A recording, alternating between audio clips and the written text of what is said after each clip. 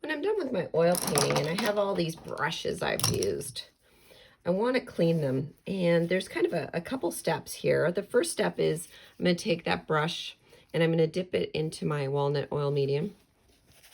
And I'm just going to get the worst of that color out. So I'm just going to dip it in the walnut oil and then rub it onto my paper towel or your rag, and then squeeze it between your fingers just to get the worst of the color out of that brush.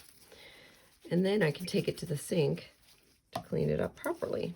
So I do that with each brush. Now, when I go to my sink to clean up my brushes, what I want to do is I want to make sure that I like to have a work sink, but not everybody has that luxury. So I used to do this in my regular sink as well. Any sink will really work. I'm going to show you how to clean your oil paint off of your brushes.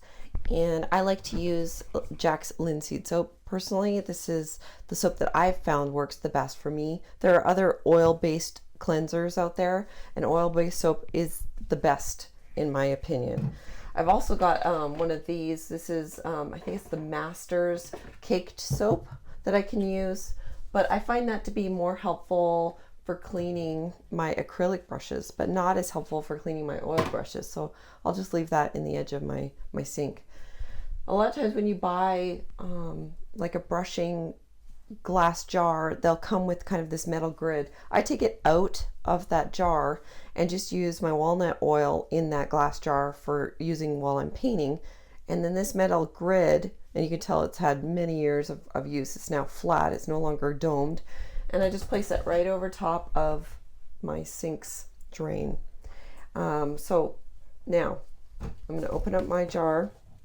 I'm going to put this somewhere other than in the water, so I just kind of move it out of my way so it doesn't get any water in the jar.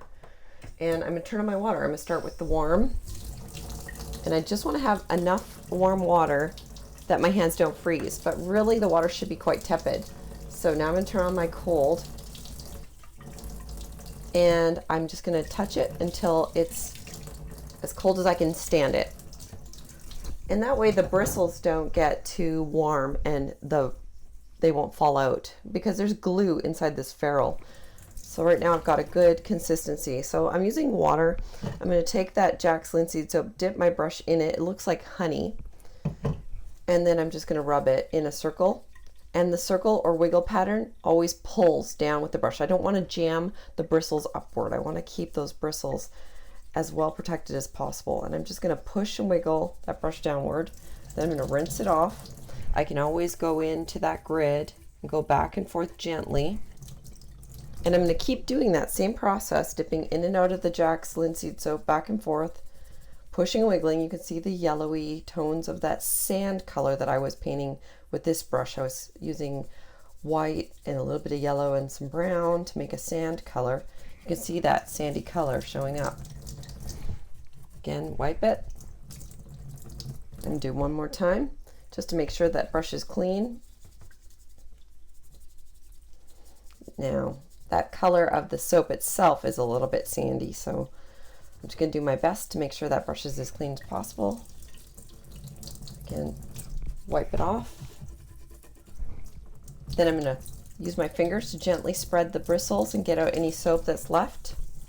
And when I'm done, what I do is I hold it upside down in my sink and I spin it with my fingers. Just get any excess off. The other thing you can do is just kind of smack it against your hand.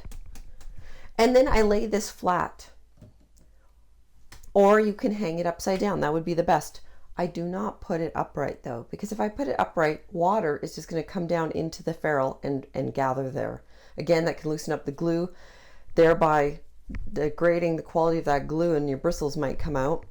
But also it might be tougher on the brush itself to have that water just going down. So I'd rather have the water coming out of the ferrule downward or have it sideways, and you can kind of shape that brush back into the nice shape that it was. And the nice thing about this Jack's Linseed soap, it won't be harsh on your brush. It actually helps condition the bristles. So that Jack's Linseed soap for oil I found to be the absolute best to clean those brushes. And if I've used a brush with a lot of colors over a painting session, what's great, that Jack's linseed soap goes in there, and suddenly I start to see this rainbow of color. It'll start with the last color I used. Okay, maybe that was red, and then I wipe it off. And then if I used purple before that, then I start to see the purple, kind of like a gobstopper. You keep seeing the layers as you go along. So just really pushing and wiggling, pulling that brush downward. That's the key, getting the paint out of the bristles.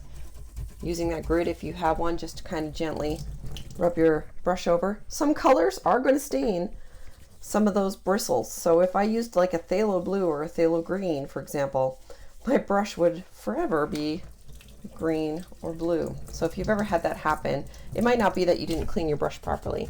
It just might have been the pigment that you used.